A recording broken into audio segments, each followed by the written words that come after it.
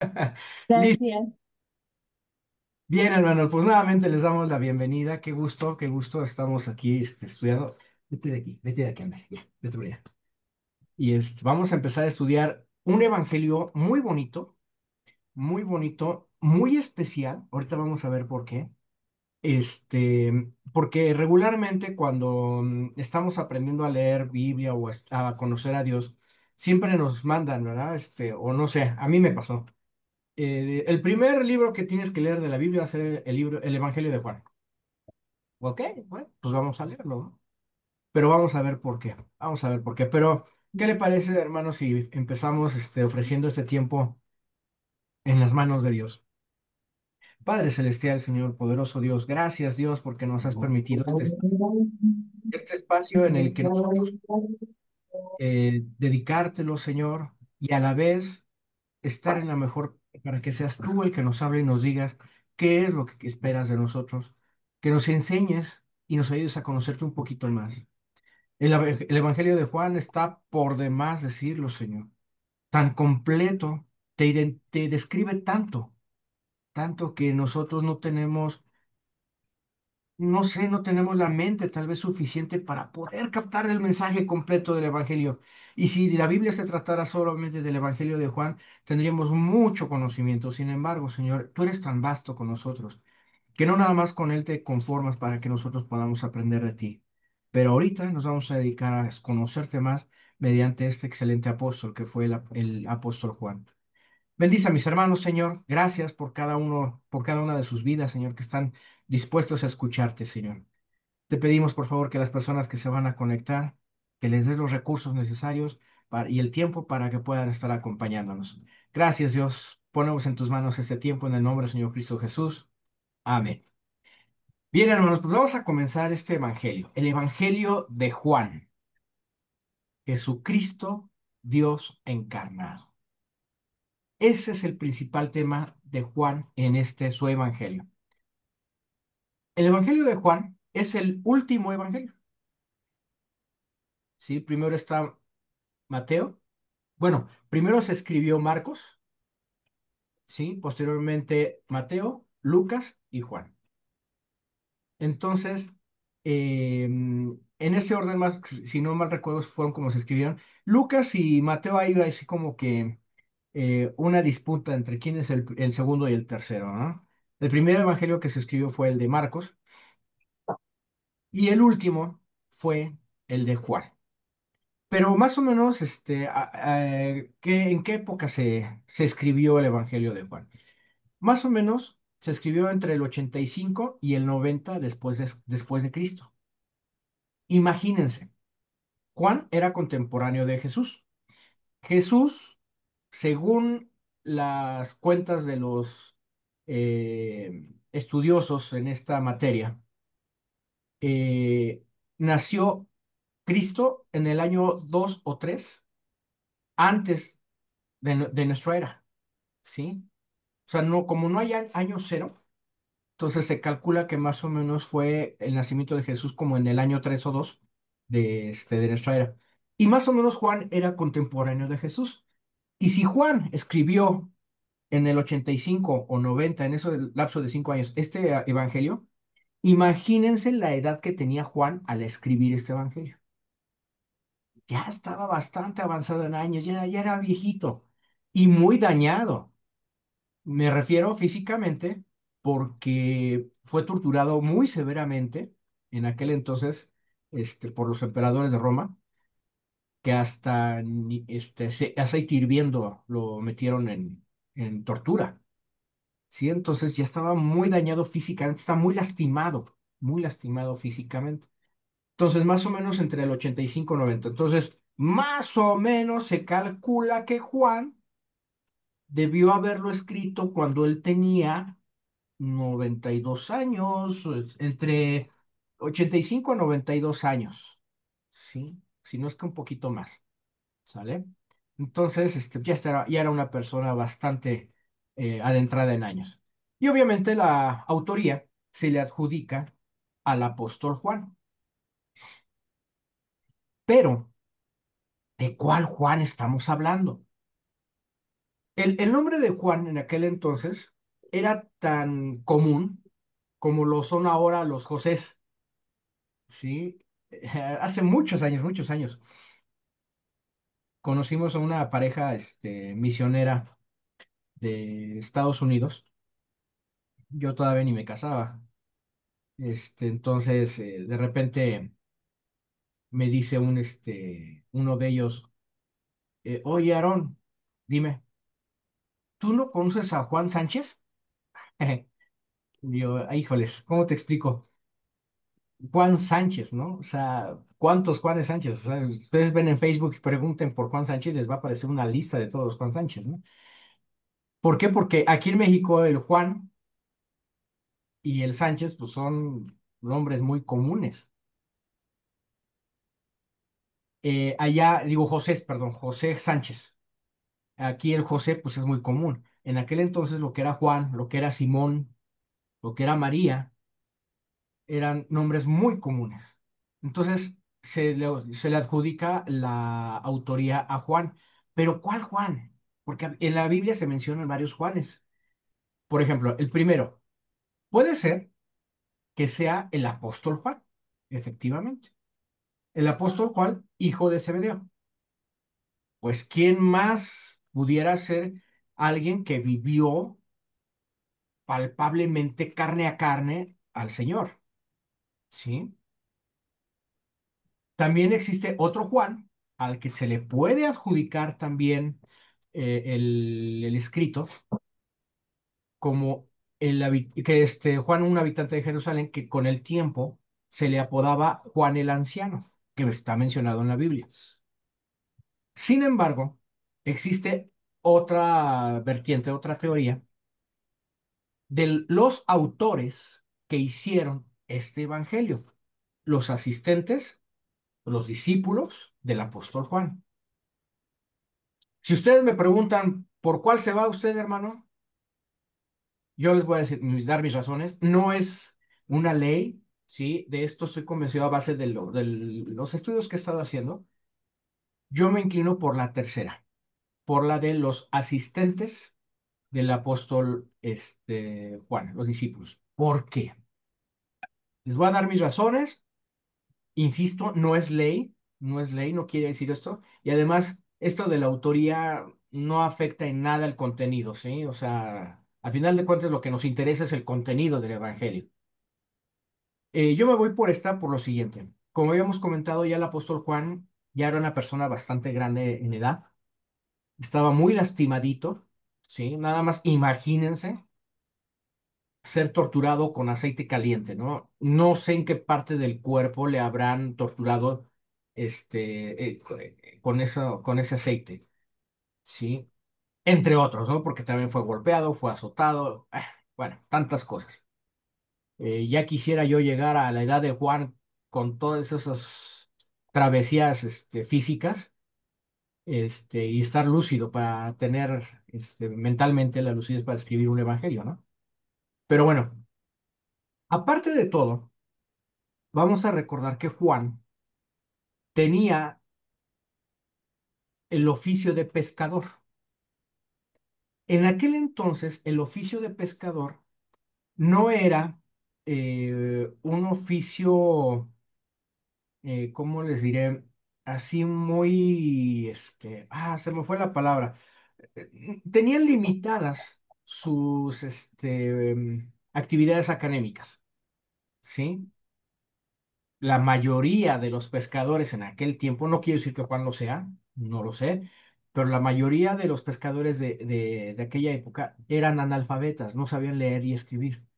Sabían Biblia porque tenían que ir a la sinagoga a escuchar a los rabís, pero no sabían leer y escribir. Bueno, en el supuesto caso que Juan supiera leer y escribir, no tenía la preparación académica para escribir lo que escribió en el Evangelio de Juan. Y es que, mis hermanos, aquí es donde se distingue la diferencia entre el Evangelio de Juan y los demás evangelios, ¿sí? Porque está redactado de una forma tan elocuente, tan armónica, tan estructurada, que la verdad es que el escritor debía tener capacidades gramaticales, o sea, una academia así que digas, wow. Ahora, tampoco niego que como fue inspiración por el Espíritu Santo, seguramente el Espíritu Santo le dio la autoría, el poder y las palabras y la estructura para hacer el Evangelio, ¿sí? Aquí los discípulos, los asistentes del apóstol Juan, eh, los que conocen esto, suponen que era un grupo de entre de 4 a 6 personas. Entonces, ese grupo fue como empezaron a redactar el Evangelio e hicieron esta obra maestra, ¿sí? Independientemente de los salmos, el Evangelio de Juan está lleno de poesía, está lleno de historia, ¿sí? Está lleno de muchas cosas gramaticales, tan sabias y tan poderosas, para exaltar a Jesús como el Hijo de Dios. ¿Qué propósito tenía, o tiene, más bien dicho, el Evangelio de Juan? El propósito está en Juan, aquí está. El propósito está en Juan capítulo 20 versículo 31.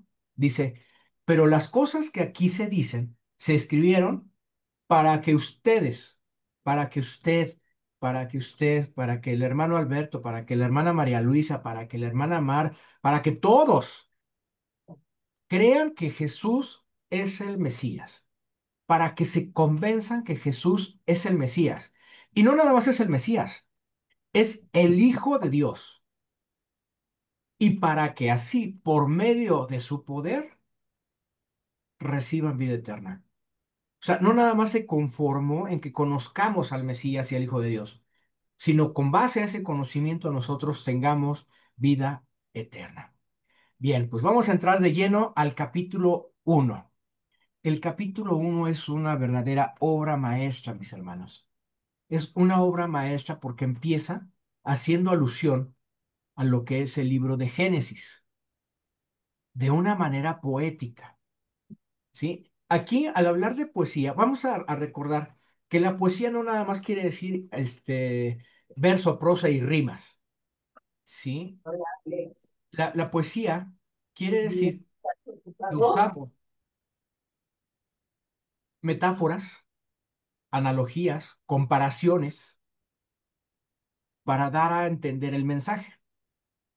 ¿Sí? Por ejemplo, cuando le decimos a mi amada, o a nuestra amada, perdón, cuando le decimos a nuestra amada, este, te amo hasta el fin del mundo. ¿Y dónde está eso, no? Es una metáfora que nosotros usamos para dar a entender que el amor es inmenso. Tus ojos brillan como las estrellas y tu cabello como la noche que desciende en cascada sobre las estrellas. O sea, son palabras poéticas que ilustran de una manera de metáfora la belleza de nuestra amada, ¿sí? Entonces, es lo mismo que usa aquí Juan. En Juan 1, 1 al 5 dice, en el principio ya existía el verbo. Verbo quiere decir la acción, o sea, ya estaba trabajando Dios.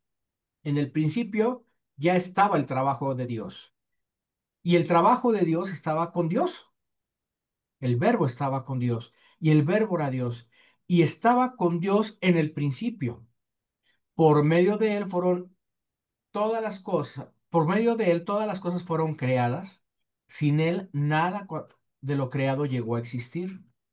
En él estaba la vida y la vida era la luz de la humanidad. Esta luz resplandece en las tinieblas y las tinieblas no han podido extinguirla.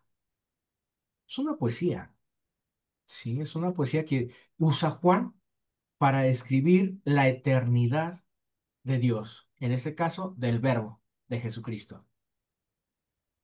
En Juan 1:14 dice, fíjense bien la trazabilidad que en este versículo hace Juan para describir a Jesús.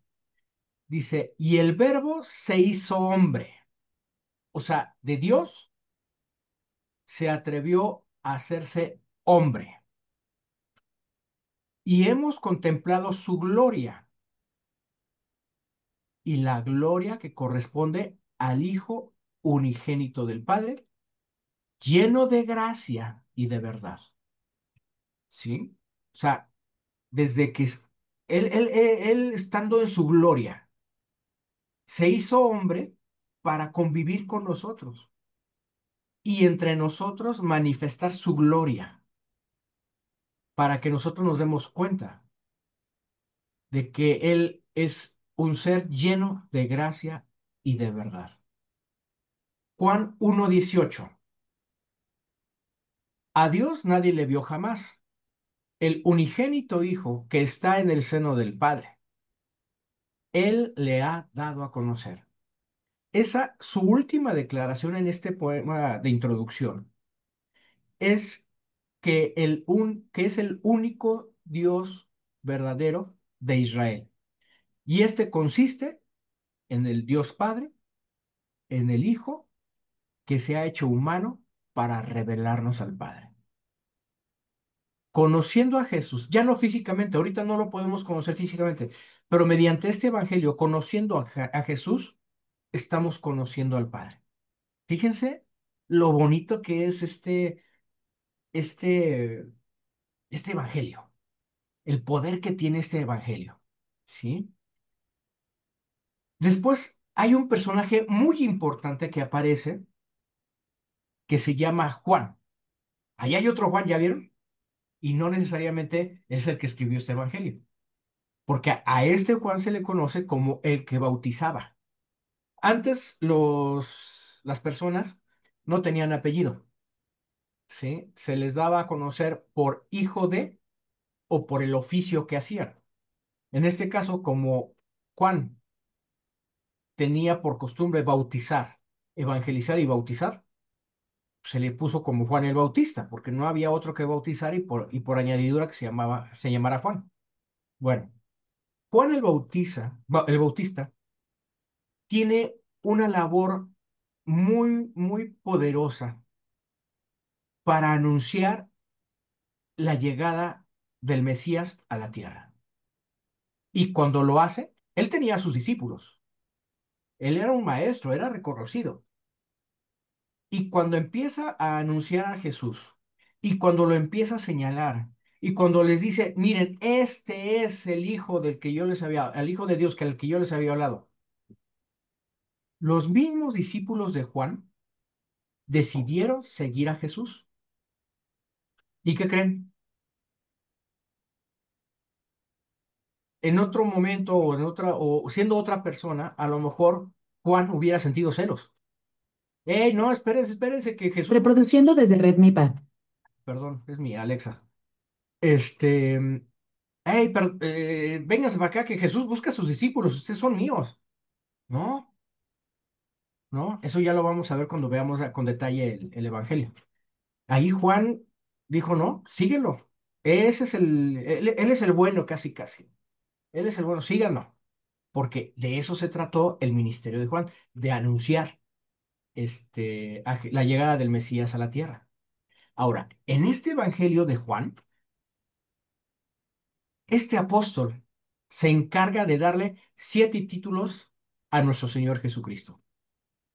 Lo hace llamar el Cordero de Dios, lo hace llamar el Hijo del Hombre, lo hace llamar Hijo de Dios, lo hace llamar Mesías, lo hace llamar Rabí, que significa maestro.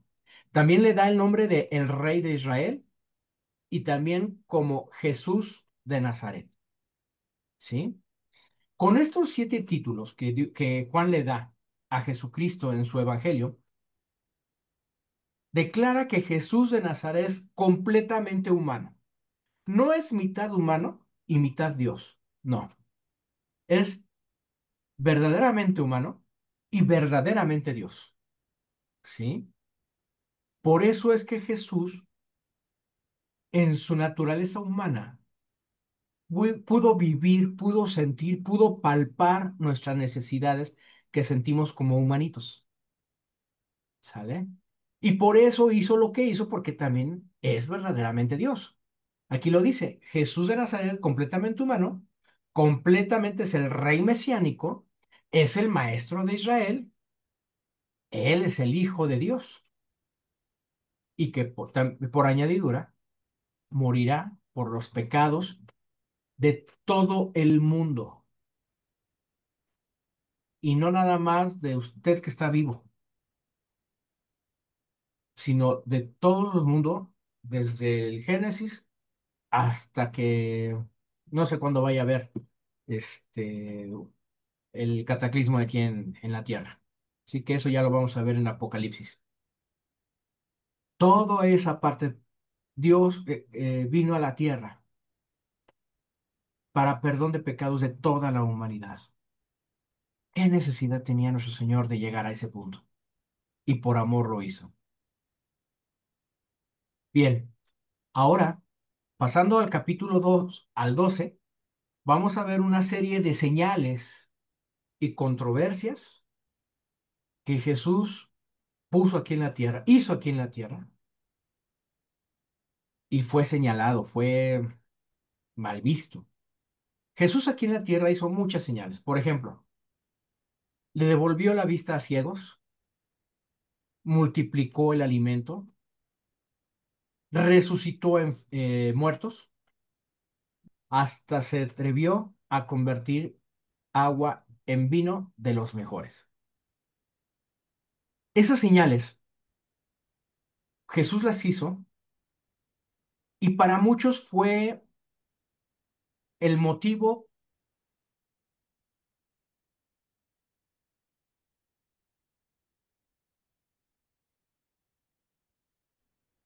fueron actos hasta de Belcebú, le dicen por ahí. Y sin embargo, Jesús les dijo, no, espérense, les dijo, yo soy. Ese yo soy es una frase con el que se identificó Dios con Moisés. En el momento en que estaba la zarza ardiente, Dios así se nombró ante Moisés. Y los judíos tienen a Moisés como el gran profeta. Y si Dios le dijo a Moisés, diles que yo soy el que soy, ahí se está comparando con esa frase Jesús a Dios ante la gente. Entonces, para ellos era una blasfemia. Y no nada más eso. En varios versículos de Juan les dijo a la gente, yo soy el pan de vida. Otra vez, yo soy el camino, la verdad y la vida. Yo soy el buen pastor. Yo soy la luz del mundo. Yo soy la resurrección y la vida. Yo soy la vid verdadera. Yo soy la puerta. Son 7 yo soy que hay allí en el Evangelio de Juan, pero tan puntuales en el que se demuestra que ese yo soy es Dios. No hay de otro. Solo que la gente no lo aceptaba. ¿Sí? Ahora, dentro de este Evangelio aparecen 4 eventos muy importantes en el ministerio de Jesús.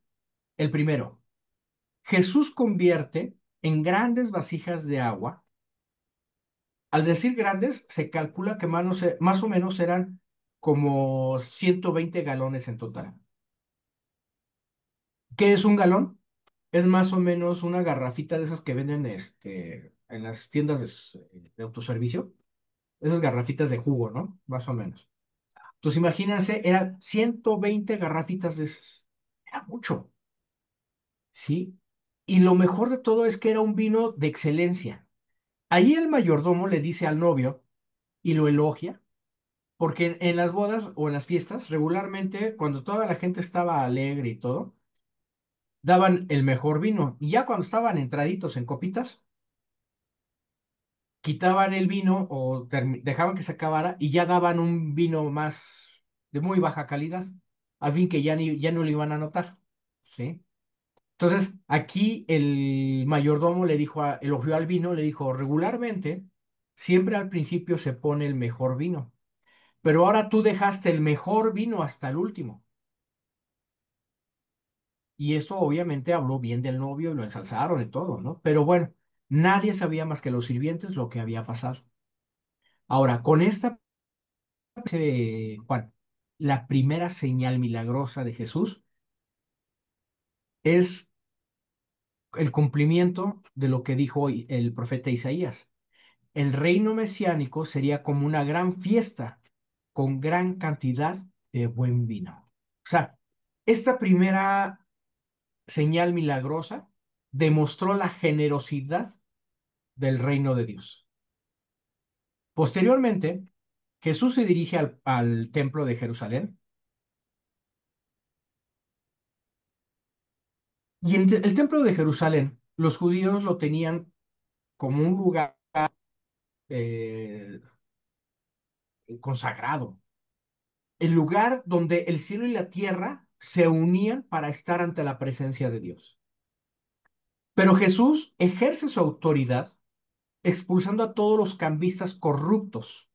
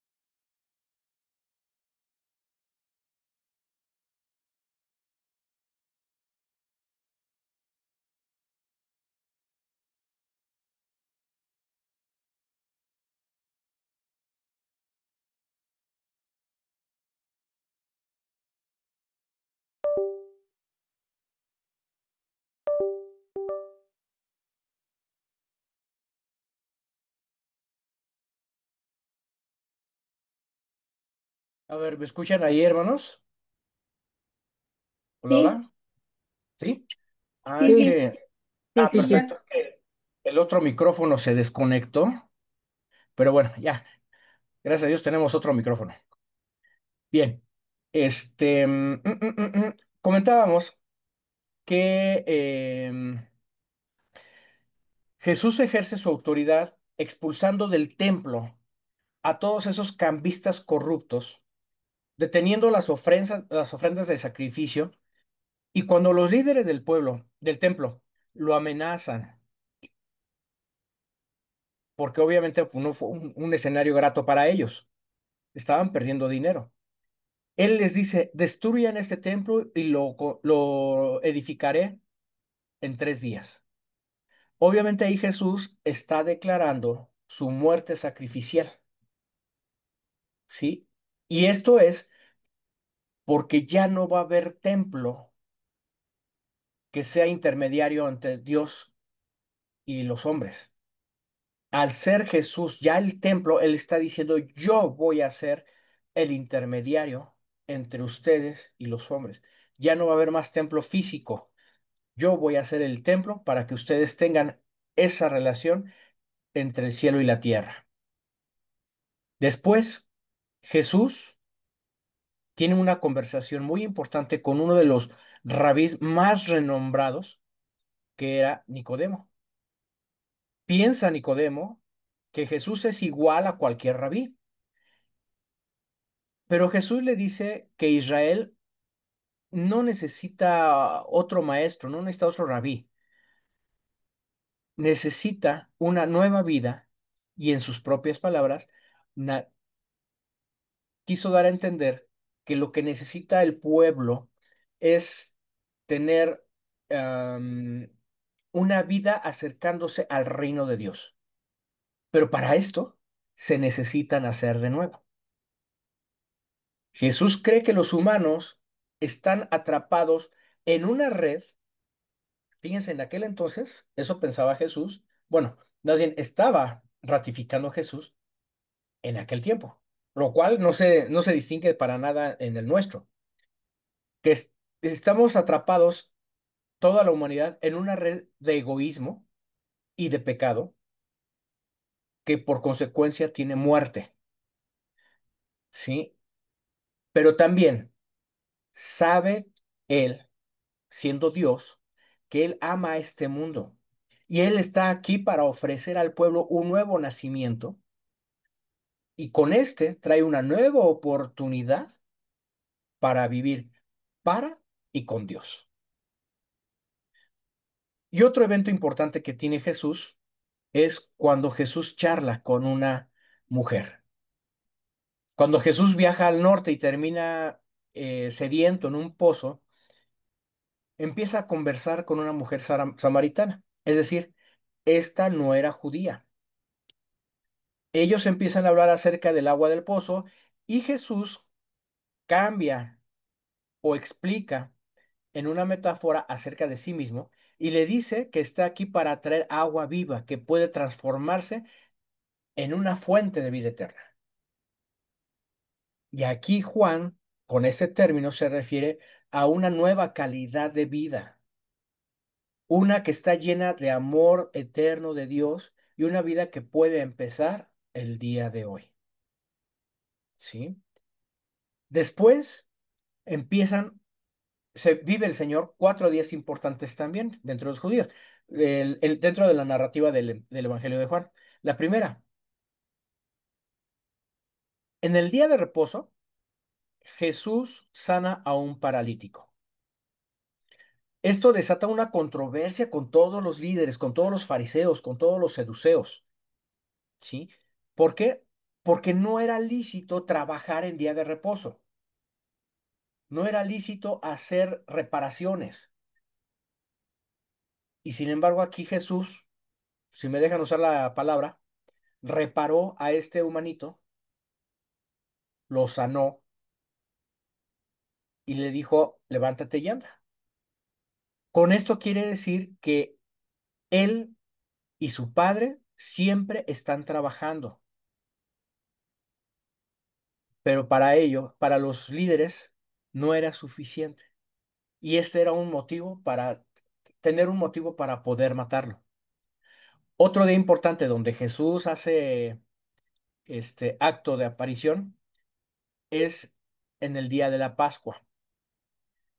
Tiene lugar de que volvía de contar su parte de su sermón y da a entender que Él es el pan que el pueblo necesita. Ahora, ¿por qué se le llama Pascua? Porque siempre Dios ha sido el proveedor de su pueblo. Cuando estaban en el tiempo de Moisés, cuando estaban viajando en el desierto, Dios alimentaba a su gente con maná. Maná era un panecillo que caía del cielo y tenían ellos para comer. Con eso sustentaba Dios a su pueblo. Entonces, con esto, ¿qué quiere decir? Que siempre va a ser nuestro dador, el que va a estar ofreciéndonos o va a estar al pendiente, ¿sí? De nosotros para ofrendarnos todo e incluso la oportunidad de vida eterna. Posteriormente viene la fiesta de los tabernáculos. Aquí la historia se cuenta que en el camino por el desierto en el camino del desierto, al pueblo de Israel, Dios los guiaba mediante una columna de nube y de fuego. En el día era una columna de nube y en el fuego, y en la noche era una columna de fuego y así los iba guiando. Sin embargo, con esto se da a entender que Dios es el dador, es el que da las provisiones necesarias para su pueblo. Él está al tanto de sus necesidades. Al grado tal de que dice en el Evangelio de Juan que hizo una exclamación Jesús, si alguno tiene sed, venga y beba de mí. Y luego dice, yo soy la luz del mundo. O sea, la nube del día y el fuego eran los que guiaban al pueblo de Israel. Ahora Jesús es nuestro guía porque Él es la luz del mundo. Él es la presencia de Dios en nuestros caminos, iluminándonos durante toda nuestra vida. ¿Sí? Esas afirmaciones hacían de él motivo para que lo fueran a matar o que lo quisieran matar. Eran pretextos para que los líderes religiosos lo quisieran matar.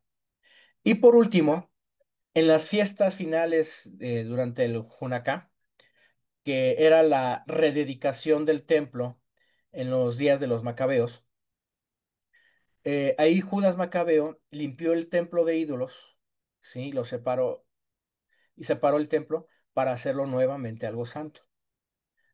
Jesús se dirige al área del templo, ¿sí? Y dice que Él es aquel que Dios ha apartado como el santo y que Él es el verdadero templo donde la presencia de Dios mora y también dice, el Padre y yo somos uno. Obviamente esto enfureció a los líderes de Israel y es cuando más, con más ahínco, trataban de hacer un complot para matar al Señor, porque eran blasfemias lo que estaban escuchando a sus oídos, supuestamente. La última señal milagrosa, ¿cuál es? Jesús resucita a su amigo Lázaro, a su amado amigo Lázaro. Es el último milagro que él efectúa, ¿sí? Jesús estaba predicando en otra aldea lejana, lejos de Jerusalén, porque con todas estas exclamaciones que había hecho ya Jesús, todos los líderes de Jerusalén querían matarlo. Y sin embargo, cuando la familia de Lázaro le dicen, Maestro, ven que por favor Lázaro está muy enfermo y necesitamos que hagas algo, por amor a Lázaro, regresa a Jerusalén.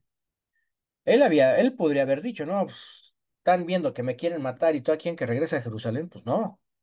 Sin embargo, él, en su amor y aparte porque tenía un propósito, decidió llegar hacia Lázaro, ¿sí? Y entonces lo resucita delante de toda la gente. Aquí tuvo dos panoramas. Uno, las personas que no sabían de Jesús y no lo conocían, fue el motivo para que creyeran en él. Pero había líderes que ese milagro fue motivo para hablar de él y decir que eso estaba perdiendo a la gente porque ya eran más seguidores de Jesús que los seguidores de ellos mismos, ¿no? Entonces era más, estaba más propenso Jesús a que lo buscaran para matarlo. Sin embargo, ya estando Jerusalén cerca ahí, Jesús entra a Jerusalén como el rey de los judíos. Entra con un burrito, sentado en un burrito que jamás había sido montado. Y así lo recibe la ciudad de Jerusalén. Ahora, las últimas palabras y deberes de Jesús están en el capítulo 13 al versículo 17. Primero que nada, Jesús lavó los pies a sus discípulos. Jesús, mientras intenta preparar a los discípulos para su muerte venidera, hace algo asombroso. Toma el rol de un sirviente común, arrodillándose para lavar los pies de cada uno de sus discípulos. Esto es algo que en aquella cultura, pues era algo que solamente le competían a los sirvientes, ¿sí? Él siendo maestro, siendo rabí, era para que a él le lavaran los pies. Y sin embargo, él se ciñó una toalla a la cintura y empezó a lavar los pies. Y les dijo que este es un símbolo del propósito de toda su vida. Era revelar la verdadera naturaleza de Dios como un ser de amor sacrificial y también como un símbolo de lo que Jesús está a punto de hacer al convertirse en un siervo y entregar su vida muriendo por todos los pecados del mundo. Esta acción le lleva un gran mandamiento a sus discípulos. ¿Cuál es ese? Amarse los unos a los otros. Estos actos de generosidad amorosa deben ser la marca de los discípulos de Jesús. ¿Sí? ¿Por qué? Porque Jesús, teniendo autoridad de hacerlo, fue el mandamiento que instituyó en ese momento para con sus discípulos. Ahora, Jesús empieza ahí un discurso largo e incluye con una oración, incluye todo el conjunto que es unificado por algunos temas recurrentes. Jesús dice una y otra vez que Él se irá. Esto obviamente pone triste a los discípulos, pero Jesús les dice que es mejor, es necesario, porque eso significa que enviará a su espíritu como el consolador, que también se le conoce como consolador, porque como humano, Jesús tiene limitantes. Acuérdense que él era verdaderamente humano y como humano tiene limitantes. Entonces era necesario que él no estuviera para que entonces el Espíritu Santo pudiera trabajar con todos ellos. Para este evangelio, para Juan, la deidad del único Dios consiste en perdón, en esa relación que existe entre el Padre y el Hijo. Es decir, que es un Dios único. Consiste en esa relación que existe entre el Padre, el Hijo y el Espíritu Santo. Posteriormente, Jesús les dice a sus discípulos que son aquellos, que sus discípulos son aquellos que permanecen en el amor divino, así como los pámpanos. Los pámpanos son las ramitas de las vides, de las plantitas que dan el vino, que siempre deben estar conectados a la vid para poder tener fruto. ¿Sí? Entonces, aquí hace la comparación de que nosotros tenemos que estar unidos a Cristo, así como la vida al pámpano, nosotros tenemos que estar unidos a Cristo y debemos de permanecer en el amor de Dios. Posteriormente, el Espíritu Santo también empoderará a los seguidores de Jesús para que lleven a cabo su misión en el mundo. Primero que nada es cumplir el mandamiento de amar a Dios, a otros, a través de actos radicales de servicio, ¿sí? O sea, si usted le nace hacer un bien a una persona, hágalo, no se detenga. Eso es un acto radical. Si lo está pensando, si lo está viendo, ya no es tan radical. Sí, a eso se refiere este mensaje. Jesús también dice que la misión es llevar el testimonio de la verdad. Aparte de hacer las obras buenas, nosotros somos testimonios vivientes. Nosotros somos los que damos, mediante nuestra conducta, damos, emanamos que Jesús vive en nosotros. Y de esa manera exponemos y nombramos las maneras egoístas y pecaminosas en que nosotros vivimos en este momento. Es decir, si usted reacciona como reacciona cualquier persona que está viviendo en nuestro entorno, no hay diferencia entre él y usted. Pero en cambio, si usted razona o si usted reacciona con base a que usted está estudiando Biblia, a que Dios vive en usted, va a marcar la diferencia entre un seguidor de Dios y uno que no lo es. Por eso es que nosotros en nuestro testimonio tenemos que dar a conocer mediante nuestra conducta, damos a conocer que somos hijos de Dios. Por eso es que no decimos groserías, por eso es que somos honestos, por eso es que no mentimos, por eso es que hacemos muchas cosas que comúnmente se hace dentro de nuestra humanidad. Y por último, Jesús predice que habrá oposición justo como los líderes judíos que lo rechazaron a él y que sus seguidores serán perseguidos pero, pero les dice, no teman, porque Él ya ha conquistado y ha vencido al mundo. Miren, mis hermanos, la tribulación que nosotros experimentamos como hijos de Dios muchas veces no está en las personas que nos rodean que no conocen a Dios. Lamentablemente, déjenme decirles que la tribulación o los problemas que vamos a tener en la vida son de nuestros propios hermanos en Cristo. ¿Sí? A esto se refería. Los líderes judíos, los estudiosos de la Torá, del Tanaj, eh, eran los enemigos más aférrimos de Jesús. Ya ni los romanos. Los peores enemigos de Jesús eran los mismos judíos. Es lo mismo que puede pasar con nosotros. Hay veces que decimos, no, es que en la iglesia de plano no se puede confiar en nadie porque todos los cristianos dicen ser esto, pero son lo contrario, lo que sea. Es parte de la profecía que nos dijo nuestro Señor Jesucristo. Bien, ahora vamos a ver lo que es la muerte y resurrección de nuestro Señor Jesucristo. Nuestro Señor Jesucristo fue arrestado, ¿sí?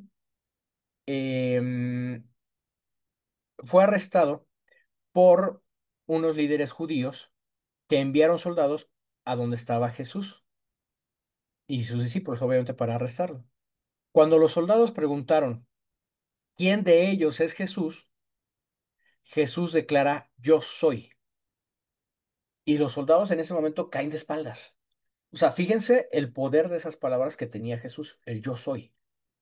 Esto es brillante para lo que escribe el apóstol Juan en este evangelio, con esa expresión del yo soy. ¿Por qué? Porque revela su nombre divino, su poder y su victoria en el momento en que está entregando su vida. Después de esto, Jesús es sometido a juicio por sus grandes declaraciones, por estas declaraciones tan em, firmes, con tanta seguridad que lo dice, ¿sí? En primera, que Él es hijo de Dios, y en segunda, que Él es hijo de Israel. O sea, hijo de Dios ante los líderes religiosos era una blasfemia. Y todavía ante Pilato le dice, hijo, soy este rey de Israel, ¿sí? ¿Y cómo termina diciéndolo en Juan 18:36?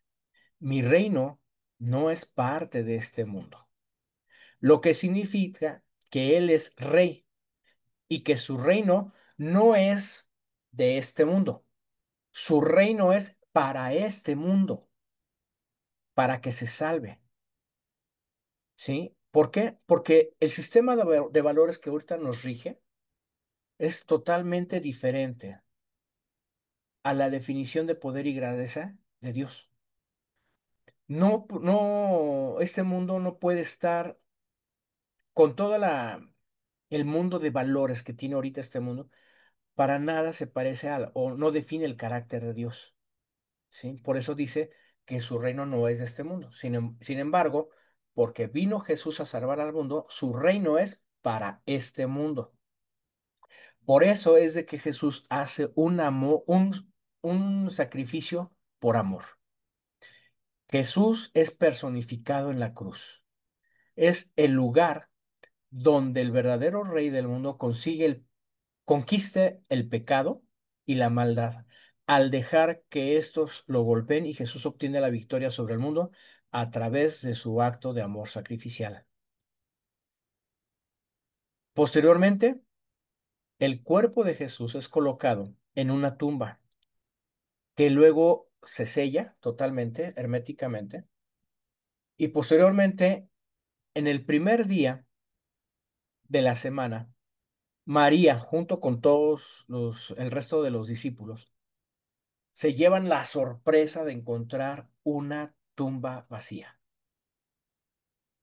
¿sí? Esto fue algo maravilloso para ellos, que fue la resurrección de Jesús. Demuestra la declaración de Jesús de que es el Hijo de Dios. Él es el autor de la vida. Todo esto por amor, porque conquistó a la misma muerte. Por eso es que nosotros no adoramos a la muerte, no celebramos la muerte, no festejamos la muerte, porque la muerte está derrotada. Jesús la derrotó en la tumba vacía. Jesús se une con todos sus discípulos y los comisiona, enviando al Espíritu Santo como él lo había prometido, para que ahora la misión de hacer discípulos se cumpla. Fíjense lo bonito que es todo esto. Por último, hay un epílogo. Hay un epílogo que está escrito en los capítulos del 18 al 20. Jesús se le aparece a sus discípulos en la costa.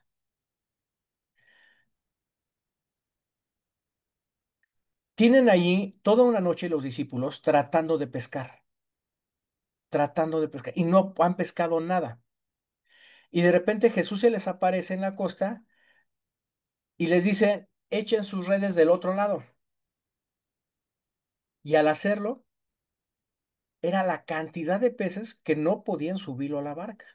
Entonces ahí reconocen los discípulos quién era el que les está diciendo que echaran sus redes.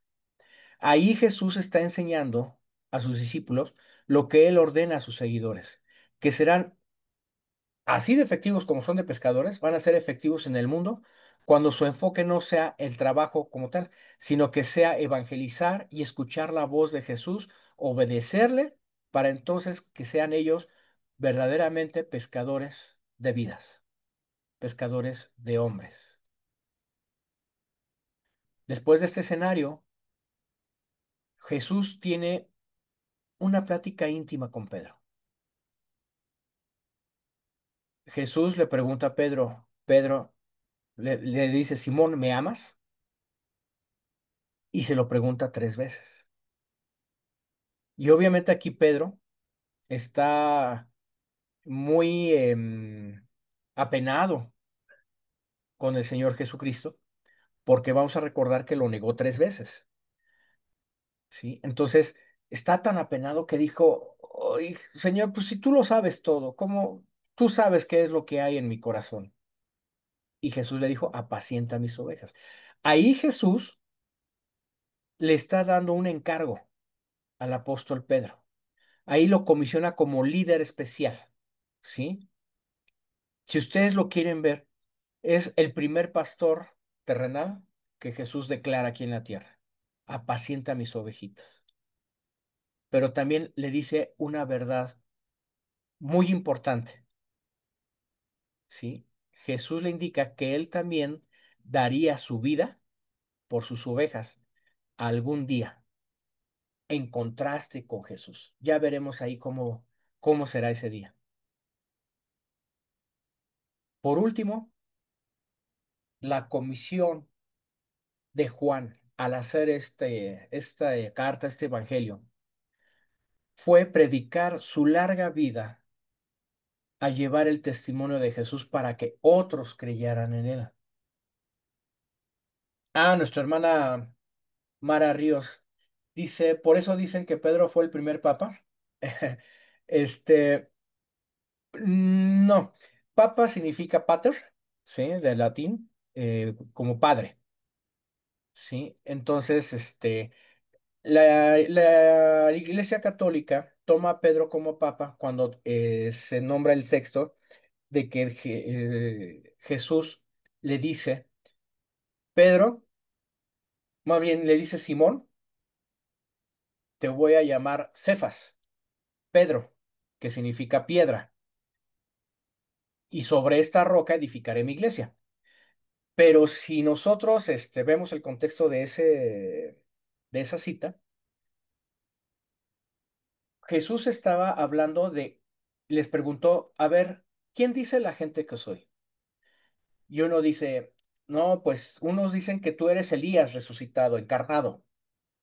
Ah, mira qué interesante. Y por ahí dice, no, maestro, también dice que eres uno de los profetas. Mm, qué buena onda. ¿Ok? Ahora, ustedes, ¿quién dicen que soy?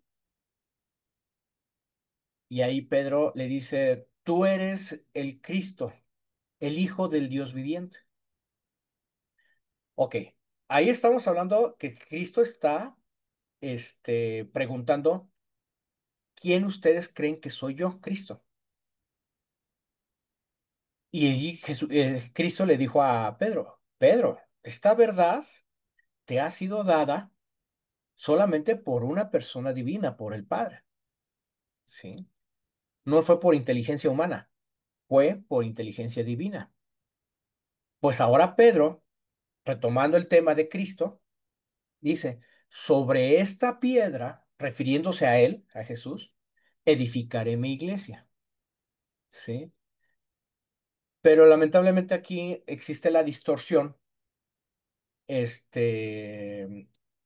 se cree que ahí es donde Cristo utilizó o está declarando a Pedro para que sea la piedra angular de la iglesia, pero no, está hablándose de él mismo, ¿sí? Eso cuando veamos esa parte ahí en el Evangelio de Juan, lo vamos a aclarar más detenidamente. Y de allí ya se empieza a decir, como creen que Pedro fue la piedra angular, se empieza a distorsionar esta parte. Dice nuestro hermano José Alberto, ese versículo lo interpretan a conveniencia para decir que la Iglesia Católica fue la de Cristo, que la que Cristo fundó. Es correcto. Es complicado, hermana, es complicado, pero acuérdense,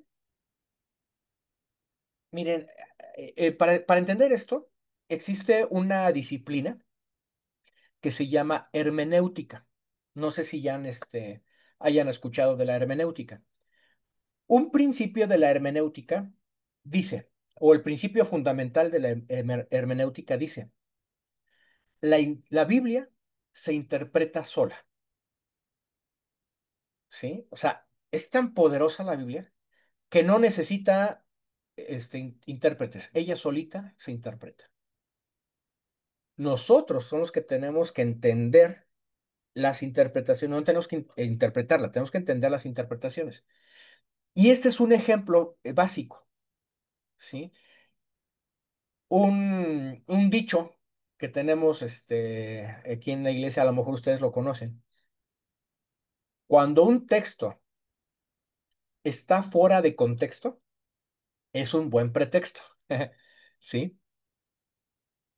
Ese texto que se utiliza para decir que en Pedro se fundó la Iglesia Católica, está fuera de contexto, porque el contexto es de que están hablando de Jesús, ¿quién es Jesús? Y Jesús toma a Pedro y le dice, bueno, soy el Cristo, pero también esto que ves como Cristo es aquí donde voy a edificar mi iglesia. Sí, pero como no lo ven así, entonces agarran de pretexto para decir que Pedro es la piedra angular sobre la iglesia que se edificó. Sí. Ya, insisto, hermanos, lo vamos a ver más detenidamente, pero no sé si me di a entender con esta, no, ¿de qué, hermana Mara? Dice el hermano, por eso debemos leer, estudiar y pedir que el Espíritu Santo discernimiento. Sí, hermanos, esto que dice el hermano José Alberto, sí. Tenemos que pedir mucha sabiduría, discernimiento. Y algo que les voy a decir, y espero no se me decepcionen mis hermanos, va a haber textos bíblicos que en nuestra corta vida no vamos a poder entender. Se los digo, es una verdad. Ni John MacArthur, ni Spurgeon, ni los grandes teólogos modernos lo saben todo. No, no hay ser humano que pueda decir, ya sé toda la Biblia. ¿La puedo descifrar? No. ¿Sí? ¿Por qué? Porque nuestra capacidad humana la tenemos limitada. Entonces, yo lo que hago, y ya se los he comentado en otras clases, ¿no?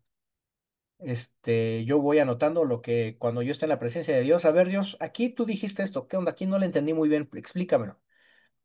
Sí, yo les voy a ser franco, hay muchas citas bíblicas históricas, ya no espirituales, históricas, que yo no entiendo. ¿Sí? yo no entiendo. Y ya he estado buscando, he estado preguntando a muchos hermanos y no he llegado a conclusiones que me satisfagan. Llego el momento en que decir, mira, ni me estreso ni me acongojo. Cuando yo llegue con Dios, Él me lo explicará de la mejor forma que Él sabe. Sí, pero sin embargo, esto pues, es motivo para seguir estudiando, seguir estudiando, seguir estudiando. Vamos a llenarnos de conocimiento y del Espíritu para que eso suceda. Muchas gracias, hermano José. Ya te ves Pedro. José. Y hermana Mara, gracias por su pregunta y espero que le haya sido contestada, no le haya cantinfleado mucho. Pero ya en su momento, cuando veamos ese pasaje dentro del Sí, muchas gracias. no, ¿de qué, mi hermana? Cuando ya veamos el Evangelio, lo vamos a ampliar un poquito más. ¿Sale? Entonces, esto es el Evangelio, mis hermanos. Este es el Evangelio de Juan, porque él se esmeró a escribirlo para que la gente, para que la humanidad conozcan al Cristo humano, bueno, más bien al Jesús humano y al Cristo Dios. ¿Sí? Eso es lo que el apóstol Juan se esmeró en que nosotros creamos mediante este Evangelio para que conozcamos a Jesucristo, Dios encarnado. Esta es la introducción, mis hermanos. Vimos un esbozo de todo lo que es el Evangelio de Juan. Está muy interesante, ¿sí? Y el próximo jueves vamos a ver el capítulo uno.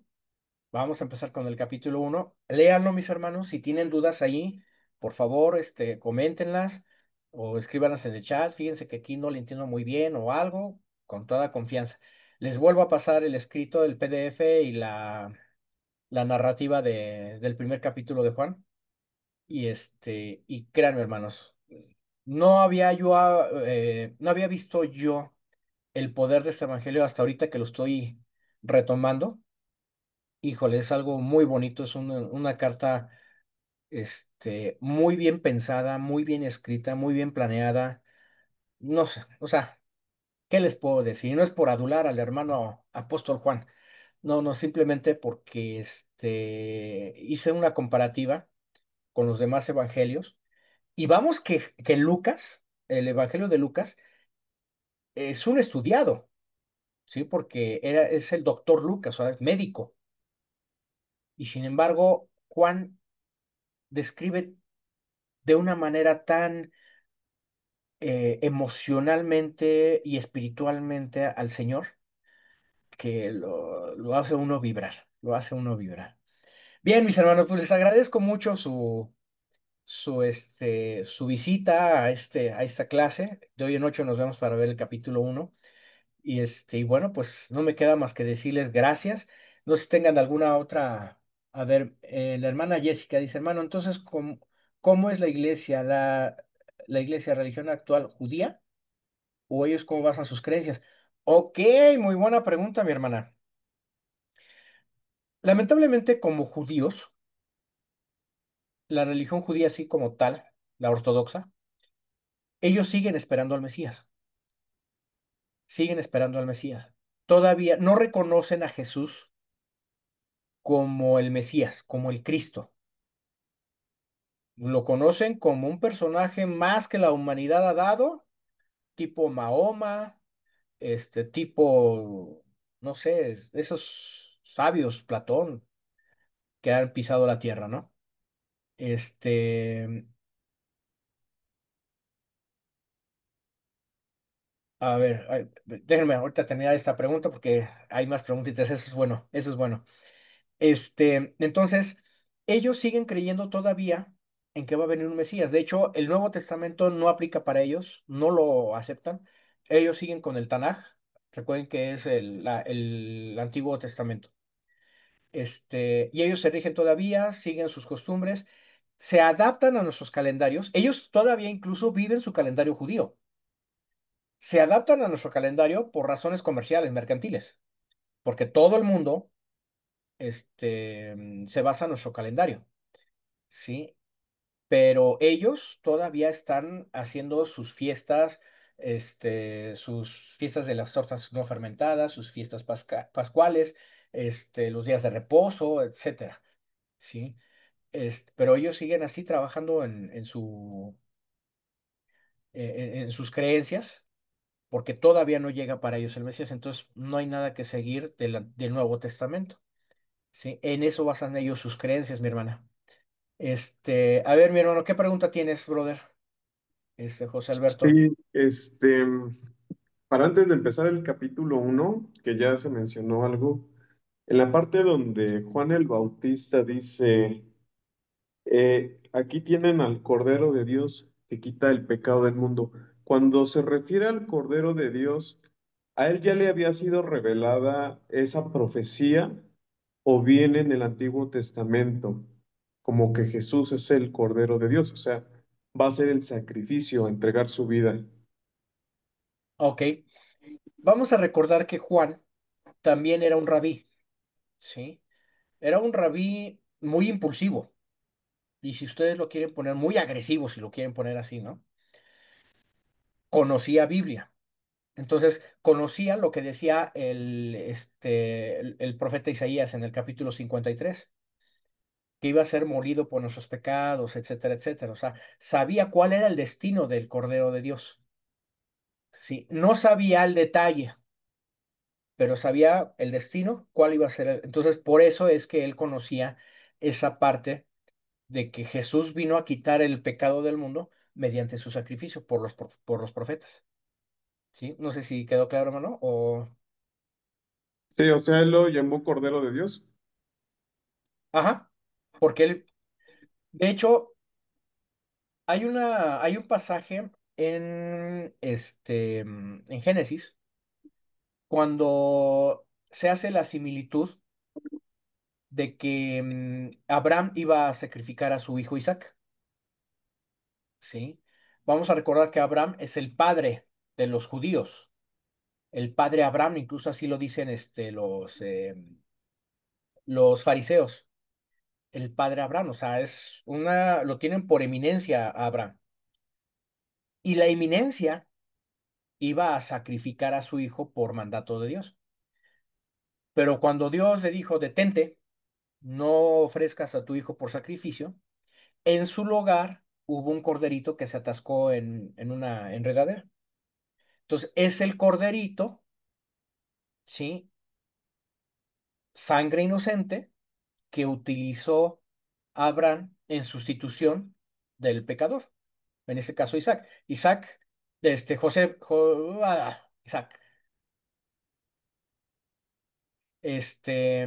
Sí, Isaac. En sustitución, porque Isaac no tenía, o sea, no era libre de pecado. Él era pecador como cualquiera de nosotros. Entonces, para hacer un verdadero sacrificio en ese momento, usó Abraham el cordero en sacrificio.